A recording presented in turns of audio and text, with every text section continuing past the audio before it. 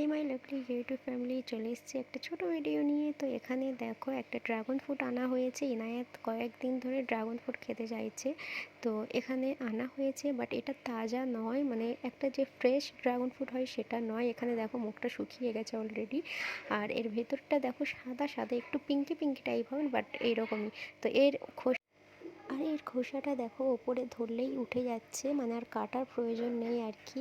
আর এটার দাম অনেকটাই বেশি হয়, আর টাকা দিয়ে 100 টাকা দিয়ে যখন আমি ড্রাগন ফ্রুট কিনেছি, তো একটু ফ্রেশ তো খাওয়ার ইচ্ছেই হবে, তাই না বন্ধুরা? তো এখানে দেখো এইভাবে কেটে নিচ্ছি পিস পিস করে।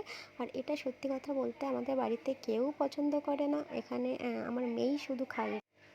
তো আমার মেয়ে ইনায়াত যে কোনো ফ্রুট খেতে পছন্দ করে। তো এখানে দেখো ধরলেই ছেড়ে যাচ্ছে এরকম, আর ও এখানে এই যে কেটে দিচ্ছি ও একভাবেই খেয়ে নেবে। ওর যেহেতু সর্দি কাশি খুবই আছে, বাট ও ফ্রুট খেতে একটু বেশি ভালোবাসে, যে কোনো ফ্রুট ওকে দিলে হয়। আর ও ড্রাগন ফ্রুট খেতে বেশি পছন্দ করে। ওকে আমি ড্রাগন ফ্রুট বেশি দিই না, মানে এই কয়েকবার খেয়েছে, 5-6 বার হয়তো খেয়েছে। তো আবার ও যখনই রিলস দেখে, যখনই মনে পড়ে, তো তখনই আমাকে বলে মাম্মা আমি ড্রাগন ফ্রুট খাবো।